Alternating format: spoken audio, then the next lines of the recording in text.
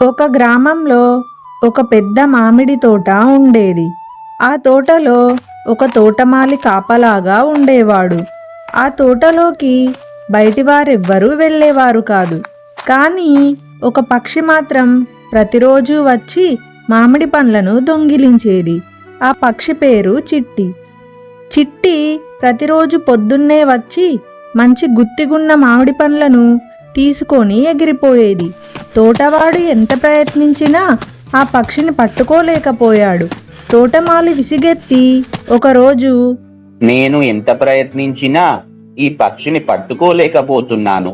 దీనికి ఒక మార్గం కనిపెట్టాలి. అలా ఆలోచించి తోటవాడు ఒక పథకం వేశాడు. బాగా పండిన మామిడి పండుకు తేనె పూసి దాని చుట్టూ వలతో ఉచ్చు తయారు చేశాడు. ఆ తర్వాత దూరంగా వెళ్ళి దాగి చూశాడు. చిట్టి పక్షి వచ్చింది. ఆహా, ఎంత మంచి సువాసన! చూస్తుంటేనే నోరూరుతుంది అంటూ తినడానికి వెళ్ళింది. కానీ ఆ పక్షి ఊహించని విధంగా ఉచ్చులో చిక్కుకుంది. తోటవాడు పరిగెత్తుకుంటూ అక్కడికి వచ్చాడు. ఓ చిట్టి, పండ్లు దొంగిలించడం సరైన పద్ధతి కాదు. నీకు కావాలంటే అడిగి తీసుకోవాలి. తోటమాలి మాటలు చిట్టికి బాగా నచ్చాయి. ఇంకెప్పుడు నేను దొంగతనం చేయను.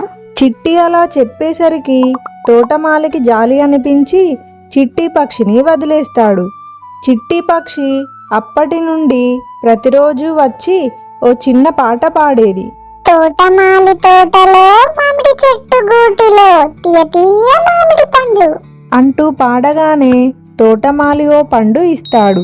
అది తీసుకొని చిట్టి తుర్రుమంటుంది.